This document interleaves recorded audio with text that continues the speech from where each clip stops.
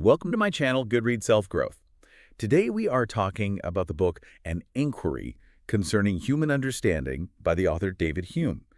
And we are going to be focusing pretty heavily on Hume's empiricism, that whole distinction between impressions and ideas and his skepticism about cause and effect. That part is a total mind bender. It really is. And we're also getting into his views on miracles and free will. Yeah, it's a massive itinerary. It is, yeah, a big one. It is. But before we get into the really heavy listing, I want you, our listener, to do something for me. Why don't you just close your eyes for a second? Yeah. That is, unless you were driving, in which case, please keep them open. Please do. But just imagine for a second that you're standing in the middle of a room. Oh, okay. I'm with you. But this isn't just any room. It is pitch black. I mean, absolute suffocating darkness. The kind of darkness where you can wave your hand in front of your face and you just see nothing. You can't see the floor. You don't know where the walls are. That's a terrifying place to be. That's, primal fear kicks in immediately there. It does. Right. Yeah. And because you can't see, you're basically paralyzed. You're afraid to move a single muscle because you might trip over a chair, or you might smash your shin against a coffee table, or even worse, you might step off some ledge you didn't even know was there. You're just frozen by the unknown. You're trapped. This is a classic visualization. It really, really sets the stakes for what he's about to do. Exactly. So now imagine someone just walks into that dark room and hands you a lamp. The room itself hasn't changed at all. The furniture hasn't moved. The walls are exactly where they were before. The danger, technically, is still there. Yeah. But suddenly, you can see. You can navigate. You know the chairs over there to your left and the doors to your right. You're not afraid anymore. That is the perfect way to start today's deep dive. Yeah. Because that lamp, the lamp is understanding. And the person handing us that lamp, for our purposes today, is the 18th century Scottish philosopher David Hume. And we are tackling his absolute heavyweight of a book, An Enquiry Concerning Human Understanding. I have to say, when I first picked this up, I thought, okay, philosophy from the 1700s. This is going to be dry. It's going to be abstract. It's going to be people in wigs talking about things that don't really matter. What did you find? And I was so wrong. I mean, Hume isn't just sitting up in some ivory tower, is he? No, not at all. You could argue Hume is the most important philosopher to ever write in the English language, and his mission was actually incredibly practical. He wasn't just trying to confuse people with big words. He wanted to offer a toolkit. In fact, you could almost say he's dangerous. Dangerous? How do you mean? Because he questions things that we take completely for granted every single second of every single day. He wanted to deconstruct the human mind, almost like a mechanic taking apart an engine piece by piece to separate what's actually a fact from what's just a mental habit. He wanted to explore the very limits of what we as humans can actually know. And the answer he comes up with is, well, it's pretty unsettling. Unsettling is exactly the right word. And we're going to take that engine apart today. We've got a massive stack of notes, articles, and analyses on Hume right here, and we're going to walk through the geography of the mind. It's going to be a fascinating journey. We're going to look at his copy principle, which is basically where do our ideas even come from. Then we're going to look at his wrecking ball approach to cause and effect, which is, I promise you, going to make you question reality a little bit. Oh, the cause and effect section absolutely blew my mind. It actually made me anxious reading it. It usually does. It's sort of supposed to. And then we'll look at his controversial take on miracles, which was basically a bomb he dropped on the religious establishment of his time. And then finally, we'll look at the peace treaty he tries to sign between free will and determinism. So yeah, buckle up. We are diving deep into the mind of David Hume. Let's start with the landscape, the geography of the mind. Hume kicks things off by distinguishing between two different types of philosophy, right? Because apparently not all philosophy is created equal. He does. And this is really important because it sets the stage for his whole project. He says there's what he called easy philosophy, and then there's abstract or deep philosophy. Easy philosophy sounds, well, nicer. I think I'd rather do the easy stuff. Most people would, and there's nothing wrong with it. Easy philosophy is like a painting. It's meant to please you. It uses eloquence, poetry, storytelling, all to inspire you to be a better person. It appeals to your heart, to your sentiments. Okay, so like a motivational speech or a really good biography of a hero. Exactly. It tells you what to be. It's designed to make you feel good about being human. So it's like the self-help section of the bookstore. It's that Instagram quote that makes you feel inspired for about 5 minutes. In a way, yeah. And it's valuable. Hume doesn't hate it. He actually thinks it's lovely and important. But he says there's another kind, the deep philosophy. And this isn't a painting. It's more like an anatomy class. An anatomy class implies blood and guts. Metaphorically, yes.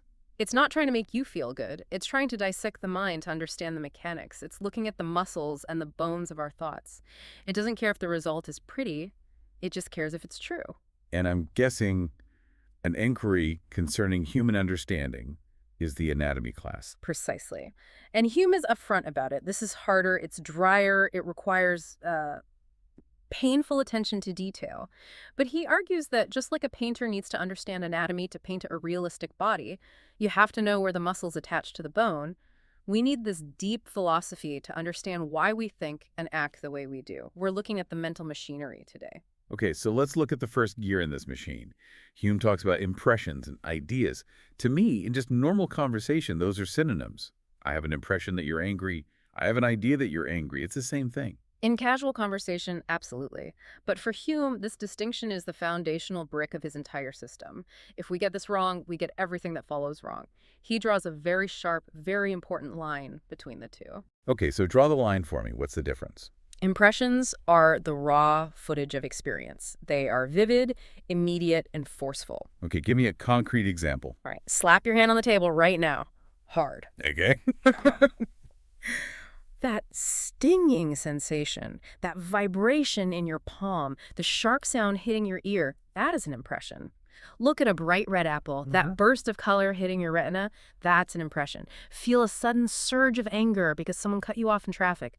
That raw, hot emotion, that is an impression. It's happening now and it's intense. It has force. Got it. It's the live feed. It's the 4K high-definition reality happening to me right now. Exactly. Now, ideas are what happen afterwards. They are the faint copies or the echoes that remain in your memory after the impression is gone. So when you go home later tonight and remember that red apple, is the red as vivid in your mind as it was when you were actually looking at it? No, definitely not. It's a bit washed out. It's like a low-resolution JPEG of the original experience. That's a perfect analogy. An idea is a low-resolution copy of an impression. Hume says that even the most vivid imagination is duller than the dullest sensation. You can imagine the pain of a burn, you can even shudder at the thought of it, but it is absolutely nothing like actually burning your hand on a hot stove. Okay, so impressions are the real deal, the live event, and ideas are just the playback.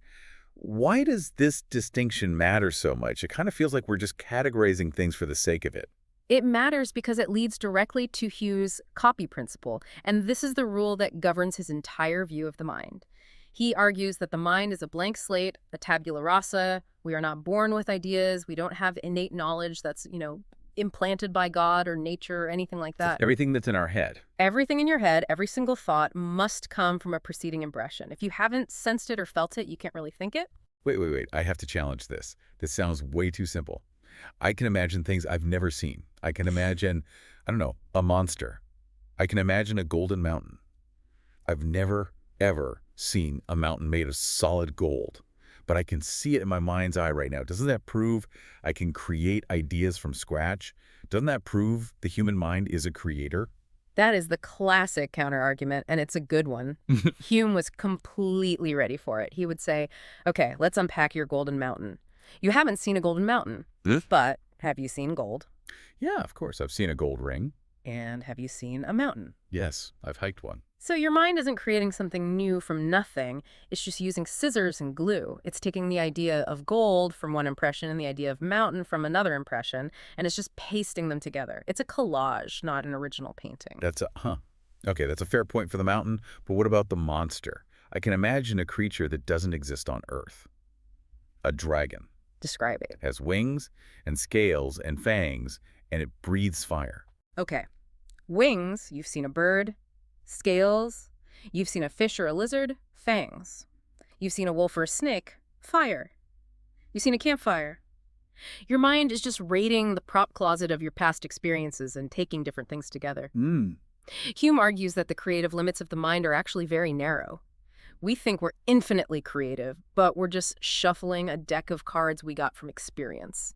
We can't actually make new cards. This feels like it puts a ceiling on human imagination. It feels a bit insulting, honestly. You're saying Shakespeare, Da Vinci, Spielberg, they're just really good at making collages.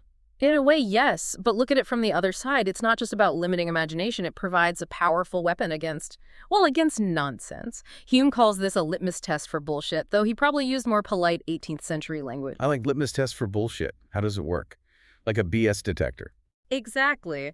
While philosophers and theologians, especially in his day, they love to use big abstract words. Words like substance or essence or the soul or infinity. Hume says when you encounter a fancy abstract word like that, you should ask one simple question. From what impression is this idea derived? And if you can't point to the impression, if you can't find the source footage, Then the idea is meaningless. It's just noise. It's a sound you're making with your mouth that has no content. whoa. So if I start talking about the soul, Hume would ask, okay, what color is it? What does it smell like? Have you ever touched it? What are its sensory qualities? Precisely. And if you say, well, you can't see it or touch it, it's immaterial, Hume would just calmly say, then you don't have an idea of it. You're just using a word you heard someone else use.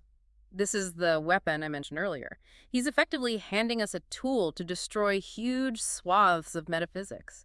He's telling us to stop worrying about things we can't possibly experience. Can you give me a less controversial example, maybe something more physical? The most famous one is his blind man argument. Take a man who has been blind since birth. Yeah. Can he form the idea of the color red? No, of course not. He's never seen it. You could try to describe it to him, say it's hot or passionate, but he won't have the actual visual idea of redness. Exactly. Because he lacks the impression, he lacks the idea. Or think of the taste of wine. You can read 1,000 books about the flavor of a specific vintage, oaky with notes of cherry and leather. But until that liquid actually hits your tongue, you do not have the idea of that taste. No experience equals no idea. It's that simple. It's very grounding. It really forces you to check your beliefs against actual tangible reality. Okay, so we have all these ideas floating around in our heads, and they're all just copies of impressions. But my thoughts don't feel like a random junk drawer. They flow. One thought leads to another in a way that makes sense. Right. If our thoughts were completely random, we'd be in a constant state of chaos. We'd be incoherent. Hume says there's a secret chain or a kind of glue that binds our ideas together. He calls this the association of ideas. The invisible glue of the mind. Yes. And he identifies 3 main principles. You can think of them as the gravity of the mind, the fundamental laws that pull one thought to the next. Okay, what are they? The first one is resemblance. This is the simplest one. If you see a photo of your best friend, what do you immediately think of? My best friend. Of course. Because the photo resembles the person. The mind just jumps from the image to the reality it represents. Okay, that's easy enough. The second is contiguity, which just means being close in time or place. If I say the Eiffel Tower, what city pops into your head? Paris. Right, or if I think about my old high school classroom, I immediately think of the teacher who taught in there or the hallway right outside the door. Being close in space or time links the ideas together. Your mind sort of walks through the map of your memories. That makes sense. It's like a mental mapping system. And the third one, and by far the most important for Hume's project, is cause and effect. If you think of a wound, a deep cut, what do you immediately think of? The pain. Or maybe the knife that caused it. Exactly. You jump from the effect, the wound, back to the cause, the knife, or forward to the next effect, the pain. This relationship, cause and effect, is the basis of almost all our knowledge about the world. It's how we predict the future. It's how we make sense of the past. And this is where things get really, really interesting, right? Because Hume takes this cause and effect idea, which we all think we understand perfectly, and he just absolutely tears it apart. He takes a sledgehammer to it. This is where we enter what philosophers call the skeptical crisis. This is the part of the book that famously woke Immanuel Kant from his dogmatic slumber. So let's unpack this crisis, because honestly, when I read this section, I kept trying to find a flaw in his logic, and I couldn't. It kind of kept me up at night. It should. It's designed to. So Hume starts by making another key distinction. He divides all of human inquiry into 2 categories: relations of ideas and matters of fact. This is famously known as Hume's fork. Okay, let's take the first prong of the fork. Relations of ideas. What falls in that bucket? Relations of ideas are things like geometry, algebra, and logic. For example, 3 times 5 is equal to half of 30, or a square has 4 sides, or all bachelors are unmarried. These are things that are always true by definition. Exactly. They are true by definition. To deny them is to create a logical contradiction. You can't even imagine a square with 3 sides. The thought it breaks your brain. It's logical nonsense. You don't need to go out into the world and do experiments to prove that 2 + 2 = 4. You can do it with your eyes closed. It is certain. Okay, so that's math and logic. That's safe, certain ground. What about the other prong? Matters of fact. Matters of fact are basically everything else. Things we learn from the world. For example, the sun will rise tomorrow, or it is raining outside right now, or fire is hot. But wait a second, isn't the sun will rise tomorrow just as true as 2 + 2 = 4? I mean, come on, it's the sun. It's the most reliable thing there is. Hume says absolutely not. And here's the kicker. To deny a matter of fact is not a contradiction. What do you mean by that? Just ask yourself this. Is it logically impossible for the sun not to rise tomorrow? Can you conceive of a scenario where it doesn't? I mean, yeah, I guess. Yeah. I can imagine a giant asteroid hits the Earth tonight. Or the sun just explodes. Yeah. Or the planet's rotation just stops for some reason. Right. It is incredibly, fantastically unlikely, yes. But is it a logical contradiction? Is it like imagining a round square or a married bachelor? No. It's a coherent thought. Or- I can picture it happening. And that's Hume's point. If you can conceive of it happening without a logical contradiction, then you cannot prove it using logic alone. You can't use the tools of math to prove that the sun will rise. Your certainty has to come from somewhere else. Okay, I see the difference now. One is about the relationship between definitions, the other's just about what happens in the world. But we still know it will happen. We know it from experience. Do we? This is where he pushes harder. Hume asks, how do we know about these matters of fact? How do we know water will drown us? How do we know fire will burn us? Well, common sense, logic. I look at fire and I think, that looks hot, I shouldn't touch it. Hume challenges that with his atom thought experiment. Imagine Adam, the very first man created fully formed, with a perfectly rational brain but with zero experience of the world. He opens his eyes for the very first time. He sees a clear, fluid river. Okay, so he's looking at the water. It looks beautiful, it sparkles in the sun, it's transparent. Can he look at that water and, just by using his perfect logic, deduce that it will suffocate him if he puts his head under it? No, no way. He's never seen anyone drown. He's never even held his breath. For all he knows, he can breathe it, just like air. Exactly. Or he sees a bright, dancing fire. Can he deduce from its appearance that it will consume his flesh and cause agonizing pain? No. For all he knows, it's soft and pleasant to touch, like a warm, glowing blanket. Precisely. Hume's point is that logic cannot predict what happens in the world. You cannot look at an object and discover its secret powers just by thinking about it. You need experience. Adam has to touch the fire to know it burns. Causes and effects are not discoverable by reason, only by experience. Okay, that seems fair enough. But once we have the experience, once I've seen one billiard ball hit another a few times, then I know what happens next. I know the game. I know the cause and effect. Do you? Let's go to the billiard ball scenario. This is Hume's most famous example, and we need to walk through this in super slow motion. You've got a white ball moving across the green felt. It hits a red ball. The red ball then moves. Cause and effect? The white ball caused the red ball to move. Simple. Hume puts on his magnifying glass. He asks, what do we actually see? Let's be really precise. We see event A, the white ball moves and it touches the red ball. Then we see event B, the red ball moves. Right. A followed by B. But do we see the cause? Do we see the power or the force? Do we see the invisible energy transferring from one ball to the other? Do we see the necessary connection that forces the red ball to move? Well, no. You can't see force or energy. You just see the movement of the balls. Exactly. We see the constant conjunction, the two things happening together, one after the other. But we do not see the connection. We assume there's some invisible glue holding them together, some law of physics. But Hume argues that all we ever actually have is a sequence of events. A is followed by B. A is followed by B. A is followed by B. That's it. This is getting really uncomfortable, because if we don't actually see the connection, how can we be so sure it's always going to happen? I mean, just because we can't see gravity doesn't mean it isn't there. But that leads us right into the problem of induction. And it is terrifying if you think about it for too long. The fundamental question is this: what justifies our belief that the future will be like the past? Well, because it always has been. The sun rose yesterday and the day before, and for millions of years before that. So it will rise tomorrow. The billiard ball moved yesterday when it was struck, so it will move today. That's the justification. But listen to the logic of what you just said. You're saying the future will be like the past because in the past the future was like the past. Oh no, that's a circle. It's a completely circular argument. You are using your past experience to prove that past experience is reliable. You are trying to prove the validity of your driver's license by showing your driver's license as proof. It doesn't work. But there has to be a reason. The laws of physics don't just change randomly. There's a uniformity of nature. Prove it.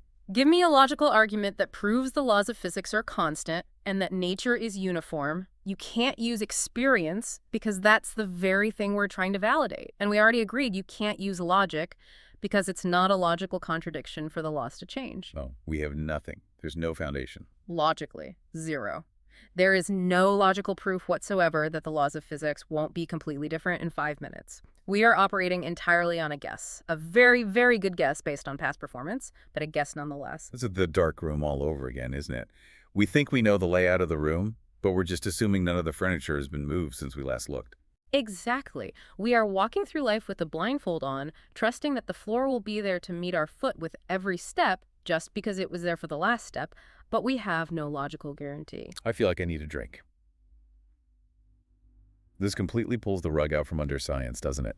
The entire scientific method is about predicting the future based on past experiments. It is.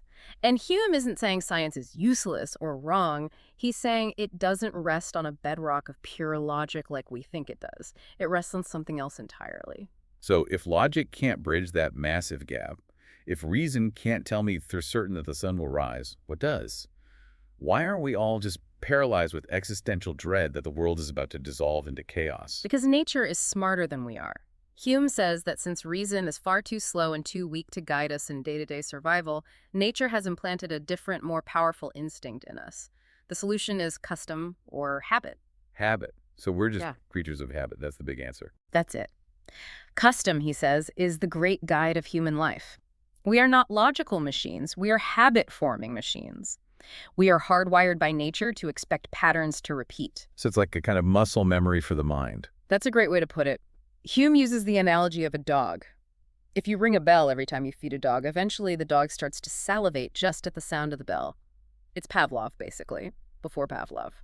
Now, is the dog using complex syllogistic logic? Is it calculating the probability of food distribution based on auditory stimuli? No, of course not. It's just a conditioned response. And Hume says, we are the dog.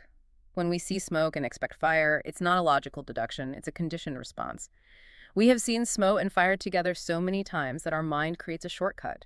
It just rushes from one idea to the other without even asking permission from our reason. So my profound belief in gravity isn't an intellectual achievement. It's just a deeply ingrained habit. Correct. It's a feeling. Belief, for Hume, isn't a rational decision in the way we think it is. It's a sentiment or a feeling of vividness that gets attached to an idea because of habit. You feel that the sun will rise, you don't prove it. This brings up a really important practical point that Hume makes about correlation versus causation.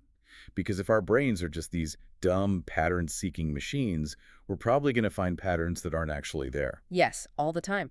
Because our minds are so desperate to form habits and find causes, we often jump the gun. We see two things happen together and we immediately assume A caused B. This is the root of all superstition. The source material had a great, simple, modern example about ice cream. Right. It's a classic. If you look at the data, you'll see that when ice cream sales go up, drowning deaths also go up. So eating ice cream makes you drown. Maybe it's the cramps after you eat.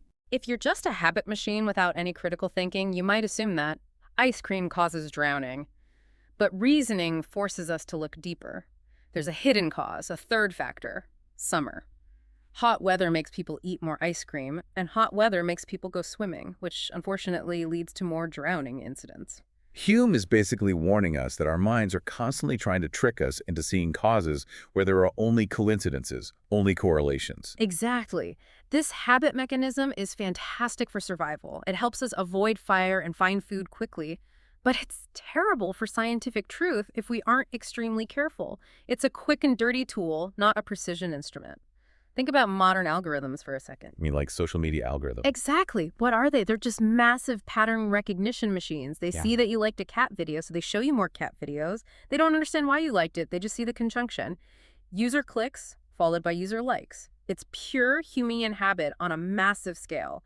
And they get it wrong all the time, just like we do. This leads to a really humbling realization about human intelligence then. We like to think we're so superior to animals because we have reason. We're the rational animal. But Hume seems to be dragging us down a peg or two. He knocks us right off the pedestal. In a section on animal intelligence, Hume argues that animals learn in exactly the same way we do. By habit. By habit. A dog avoids a fire after being burned once. A horse learns to respond to a rider's voice and reins. They learn from experience. They expect the future to be like the past. So we aren't gods of reason walking the earth. No. We are just animals with slightly better memory and better processing power.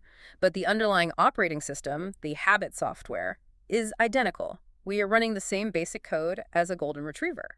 That is, yeah, it's humbling. But it also kind of makes sense. We are a part of nature, not separate from it. Exactly what he would say. Yeah. Okay, so we've established that our knowledge of the world is based on habit, not logical proof.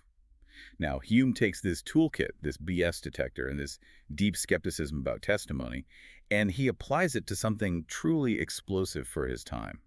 Miracles. This was the bomb. In the 18th century, this was dangerous territory. You could get in very serious trouble for publishing something like this. But Hume just goes there. He asks the simple question, should we ever believe in miracles? First, we need his definition of a miracle, because people use that word so loosely. You know, it's a miracle I found a parking spot. Hume is very, very specific. He defines it strictly. A miracle is a violation of the laws of nature. Okay, so things like the dead coming back to life or someone levitating or turning water into wine, things that, according to all our experience, just shouldn't happen. Right. Things that contradict our uniform and constant experience of how the universe works. Now, remember the scale we talked about earlier, the scales of evidence. Yes. We should believe whatever has the most evidence weighing it down. So Hume sets up a scale. On side it, you have the laws of nature. Which are supported by what? The uniform experience of billions and billions of people over thousands of years. We all know that gravity works. We all know that dead people stay dead. This is a mountain of evidence. It's the Himalayas of evidence. Exactly. It is the most complete and certain evidence you can possibly have for any matter of fact. Now, on side B of the scale, you have the miracle. What supports side B? The testimony of a few humans. Maybe a handful of people who say, I saw this happen. Or a book written by people who said their ancestors saw it happen. So you have the uniform experience of all humanity versus the word of Dave. Hume just asks, which is more likely? Well, when you put it that way, it seems pretty clear. And he goes even further. He dissects the very idea of fallibility of testimony. Do humans lie? Constantly. Especially if they have something to gain from it. Power, money, authority, status. Do humans exaggerate? Do they love the sensation of wonder and gossip and being the center of attention? Definitely. We love a good story. We love being the one who saw the UFO or the ghost. And can humans simply be mistaken? Can their senses deceive them? Can they be tricked? Of course. Magic shows prove every single day we are incredibly easy to fool. So, taking all this into account, Hume creates a maxim, a rule for weighing this kind of evidence. He says, no testimony is sufficient to establish a miracle unless the testimony be of such a kind that its falsehood would be more miraculous than the fact which it endeavors to establish. Okay, that is a mouthful. Let's translate that into plain English. It basically means it is always more likely that the person telling you the story is lying, mistaken, or deluded than that the fundamental laws of physics were suspended just for them. That is an incredibly high bar for evidence. It's an impossible bar, and that's the point. He's basically saying, I will believe that a dead man came back to life only when it would be more impossible for the witness to be lying. But since people lie or are mistaken every single day and dead people return, well, never. The scale always, always tips against the miracle. It's basically Occam's razor on steroids. What is the simpler, more probable explanation? That the entire universe broke for a second. Yeah. Or that this one guy's mistaken. Exactly. And he adds one more layer, which I think is just brilliant. The war of religions argument. Oh, right. The cancel out argument. This is like a courtroom drama. It is. Imagine a courtroom. You have a witness from ancient Greece who comes forward and claims a miracle proves that Zeus is the supreme god. Okay. Testimony entered. Then a witness from a Catholic monastery comes forward and claims a different miracle proves the truth of the Trinity. Then a witness from Islam claims a miracle proves that Allah is the one and only God. And since these religions all contradict each other, they can't all be the one true religion, the miracles they present as evidence actually work against each other. Precisely. If miracle A proves religion A is true, it by definition disproves religion B. So the evidence presented for all these different miracles effectively cancels each other out, leaving us right back at zero. It's just static. So Hume isn't necessarily saying miracles are logically impossible, because as he already showed, we don't have logical proof the sun will rise. But he's saying it is never, ever rational to believe in them based on someone else's word. Precisely. He's attacking the evidence for miracles, which is always human testimony. He's saying don't be gullible, check the source, check the probability. He wants you to be a skeptical detective about the world. Okay, so we've tackled the physical world, our habits, animals, and religion. Now let's talk about us, our agency. Free will. This is what you called the peace treaty. Yeah, the great battle between free will and determinism, this has been raging for centuries. It's still raging today in neuroscience and philosophy. On one side, you have determinism, or what Hume calls necessity. This says everything has a cause. The universe is just a giant machine, and if we're part of that universe, then our actions are just dominoes falling. We're biological robots. Our neurons fire and our arm moves. There's no choice. Right. And then on the other side, you have liberty, or free will, which is just that powerful feeling that I chose to lift my arm. I chose to drink coffee this morning. We feel like we are in control. We feel like the authors of our own lives. And these two ideas seem completely incompatible. Either I'm a robot or I'm free. You can't possibly be both. And Hume comes in and says, stop fighting. You're both using the wrong definitions. This whole conflict is just a word game. He's a compatibilist. He believes we can have both and that they actually require each other. That sounds like cheating. How can they require each other? First, he looks at necessity and applies it to human behavior. He argues that human behavior is actually just as predictable and regular as the behavior of objects in nature. Is it, though? People seem pretty random and unpredictable to me sometimes. Are they really? Think about a shopkeeper. He opens his shop every day at 9 a.m. He expects people to come in, look at his goods, and pay him money for them. He doesn't expect them to start eating the coins or try to fly out the window. He relies on the laws of human nature, things like greed, hunger, custom, just as much as he relies on the law of gravity to keep his products on the shelf. That's true. The entire global economy relies on people acting in predictable ways. Or take the prisoner analogy again. A prisoner is in a cell. He wants to escape.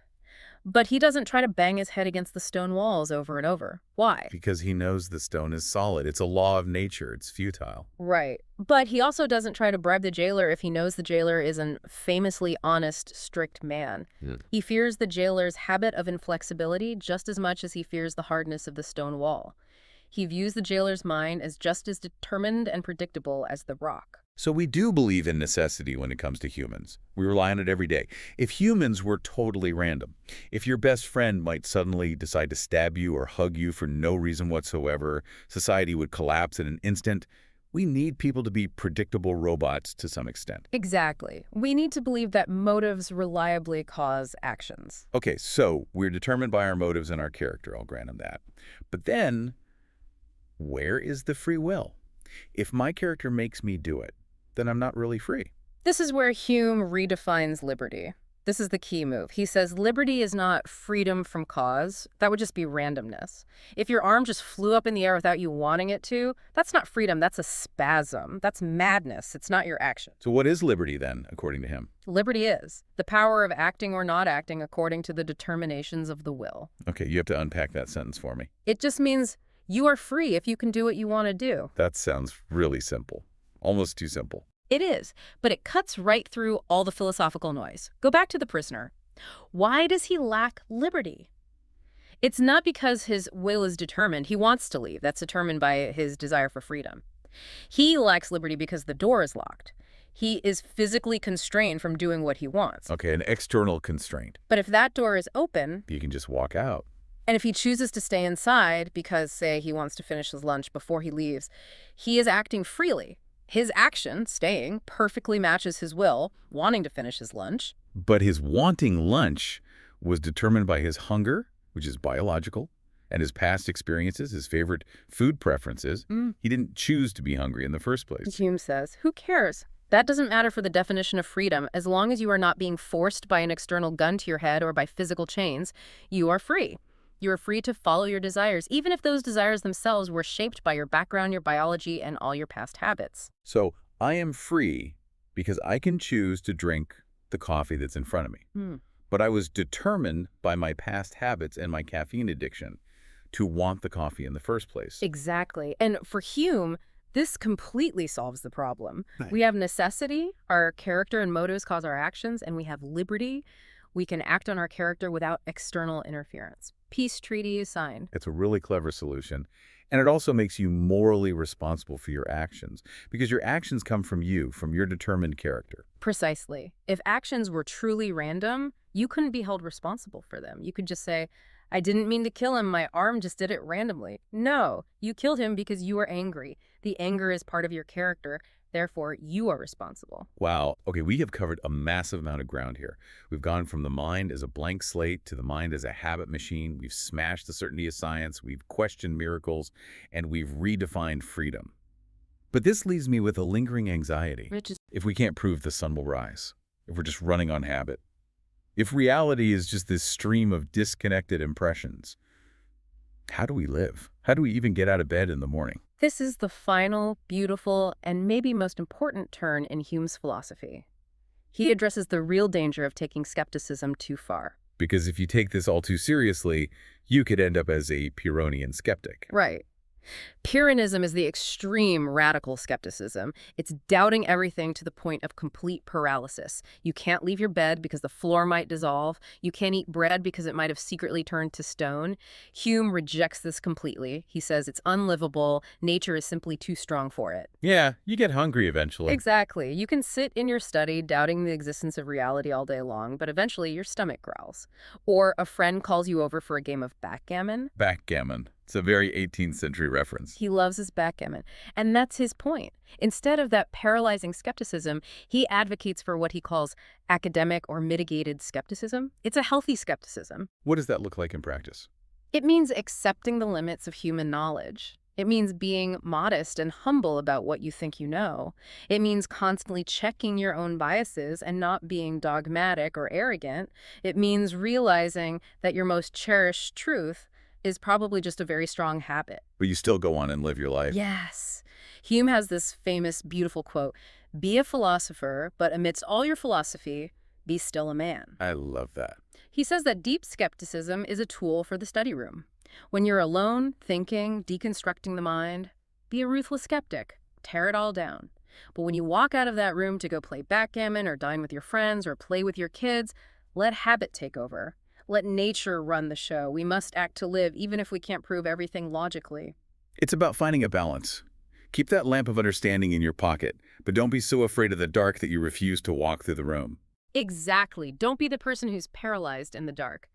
But also, don't be the arrogant person who thinks they know the exact location of every single piece of furniture without ever turning on the light. So to wrap this incredible deep dive up, we started in that dark room, totally paralyzed by the unknown. And Hume handed us the lamp of understanding. And that lamp showed us that the room is furnished with our own impressions and ideas. It showed us that the floor we stand on is made of habit, not of solid logical concrete.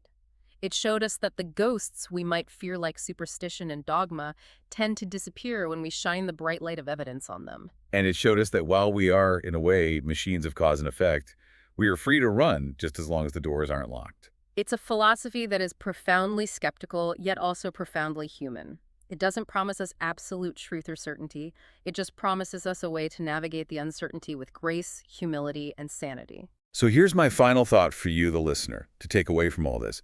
We talked a lot about how habit runs our lives, how we come to believe things just because we've seen them or heard them 1,000 times. If our belief in science, in the sun rising tomorrow, in the very fabric of reality itself, is ultimately based on habit and not on proof, then how much of your daily life, your political beliefs, your views on other people, your self-image, is run by autopilot beliefs you've never once stopped to question? That is the dangerous question. That's the one that changes how you see everything. Maybe it's time to take Hume's lamp and shine it on some of those dark corners in our own minds. Not to stop living, but to walk through the world with our eyes a little more wide open. Couldn't have said it better myself. That's it for this deep dive into David Hume. Thanks for listening, and keep questioning what's in the dark room. See you next time.